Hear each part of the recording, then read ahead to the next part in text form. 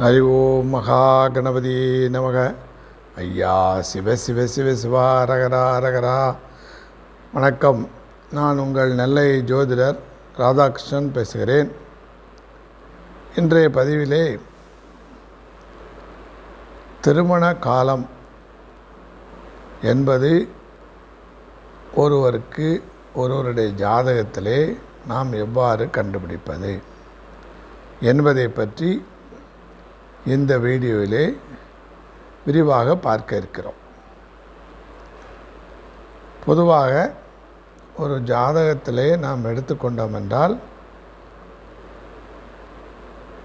2ஆம் பாவகம் 7ஆம் பாவகம் 2 என்பது லக்னத்திற்கு அடுத்தாற் போன்று வரக்கூடிய 2வது வீடு என்று சொல்லக்கூடிய லக்னம் எதுவாக இருந்த போதிலும் அந்த லக்னம் என்று சொல்லக்கூடிய இடத்திலே இருந்து அதற்கு அடுத்த வீடாகிய 2வது வீடு என்று சொல்லக்கூடியது 2ஆம் பாவகம் என்று சொல்லக்கூடியது. 2ஆம் பாவகம் என்பது என்னதை பேசுகிறது என்றால் தனம், குடும்பம், வாக்கு. அப்போது அதிலே குடும்பம் என்பதை பற்றி வருகிறதுனாலே அவருக்கு தன்னுடைய வாழ்க்கை முதலிலே தாய் தகப்பனாருடைய உள்ள அமைப்பு, அடுத்ததாக தனக்கு வரக்கூடிய கணவரோ ஆணாக இருந்தால் பெண்ணாக இருந்தால், ஆணாக இருந்தால் மனைவியோ பெண்ணாக இருந்தால் கணவரோ என்று சொல்லக்கூடிய அமைப்பிலே குடும்பம் அமைவது என்று சொல்லுகிறோம். அடுத்ததாக கலஸ்திர ஸ்தானம் என்று சொல்லக்கூடியது லக்னத்திலே இருந்து 7வது வீடு. அந்த 7வது வீடே கலஸ்திர ஸ்தானம்.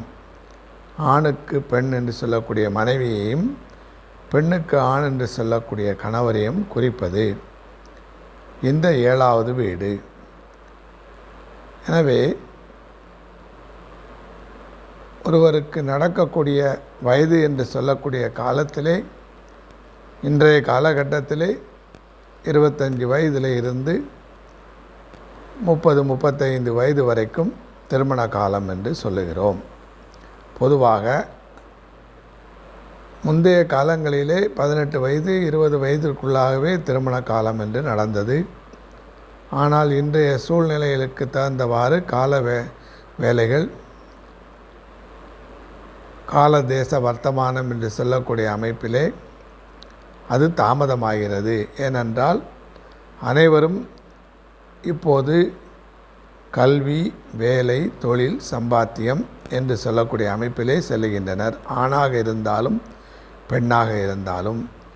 எனவே அவர்கள் படித்து முடித்து நல்ல ஒரு வேலையோ அல்லது சுய தொழிலோ என்பதை ஆரம்பித்து அதிலே பணம் ஈட்டி அதன் பிறகே தன்னுடைய வாழ்க்கை துணையை தேர்ந்தெடுக்கின்றனர்.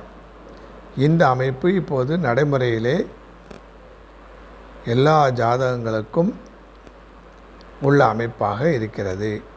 எனவே அதை கருத்தில் கொண்டு பார்க்கும் பொழுது 25 வயது 27 வயது என்று சொல்லக்கூடிய அமைப்பிற்கு மேல்தான் கல்யாணம், குடும்பம் என்று சொல்லக்கூடிய அமைப்பு வருகின்றது.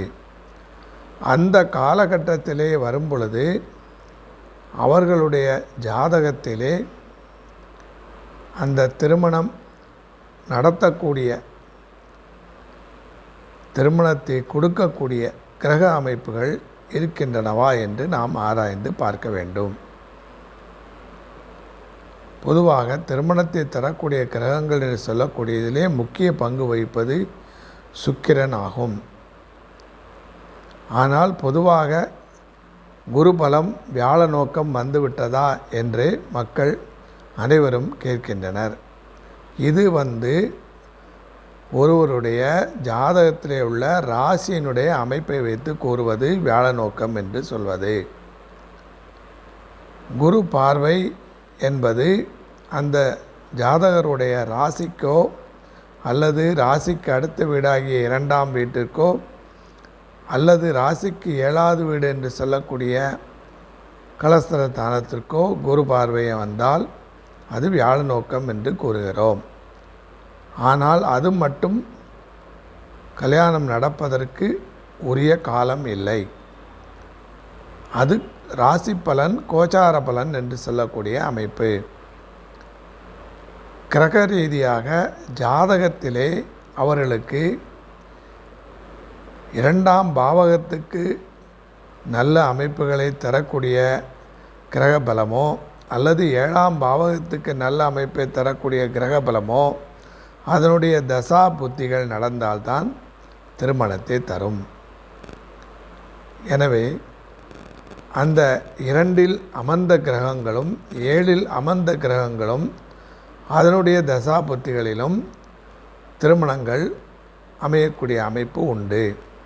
அது அல்லாது 2ஆம் அதிபதியினுடைய திசையோ அல்லது 7ஆம் அதிபதியினுடைய திசையோ அல்லது சுக்கிரன் கலஸ்திர காரகன் என்று சொல்லக்கூடிய சுக்கிரனுடைய திசையோ நடந்தால் அதனுடைய தசா புத்திகளிலே வருங்காலங்களிலே அந்த திருமணத்தை கைகூட வைக்கும். இதுவல்லாது 2ஆம் வீட்டிலும் 7ஆம் வீட்டிலும் பாவக்கோள்களுடைய தொடர்பு இல்லாமல் இருந்தால், பாவக்கோள் என்று சொல்லும் பொழுது சனி, ராகு, கேது, சூரியன், செவ்வாய் இந்த 5 கோள்களுடைய தொடர்பு என்று சொல்லக்கூடிய அமைப்பிலே அங்கே இருப்பதோ அல்லது 7வது வீட்டிலே இருப்பதோ அல்லது அந்த 2ஆம் வீட்டையோ 7வது வீட்டையோ இந்த பாவக்கோள்களுடைய பார்வைகள் படுவதோ அதற்கு தாமதத்தை தரக்கூடிய அமைப்பாக இருக்கும். இது அல்லாமல் 2, 7, 8 என்பது பாவக்கோள்களுடைய தொடர்பு இல்லாமல் இருந்தால் அந்த காலங்களிலே அந்த தசா புத்திகளிலே 2, 7 அதிபதியினுடைய தசா புத்திகளிலோ அல்லது சுக்கிரனுடைய தசா புத்திகளிலோ அந்த திருமணம் கைகூடும். எனவே சீக்கிரமான திருமணம், விரைவான திருமணம், ஏர்லியர் மேரேஜ் என்று சொல்லக்கூடிய அமைப்பிற்கு நாம் முக்கியமாக பாவக்கோள்களுடைய தொடர்பை சரியாக ஆய்வு செய்ய வேண்டும். எனவே திருமண காலம் என்பது இதை பொறுத்தே முடிவாகிறது. அந்த தசாபுத்தி காலங்களுடன் கோச்சாரத்திலே குருவும் பலமாக இருந்து ராசிக்கோ அல்லது ராசிக்கு 2ஆம் வீட்டோ அல்லது ராசிக்கு 7வது வீட்டையோ குரு பார்வை பார்த்தால் அந்த திருமணம் சீக்கிரமாக கைகூடும். இதுவே முக்கியமான கருத்தாகும். இவற்றில் பார்க்கும் பொழுது செவ்வாய் தோஷம் என்று சொல்லக்கூடிய அமைப்பிலே சில ஜாதகங்களுக்கு தாமதமாக நடக்கக்கூடிய அமைப்புகளும் உள்ளது, சீக்கிரமாக நடந்து பாதிப்புகள் ஏற்படக்கூடிய அமைப்புகளும் உள்ளது.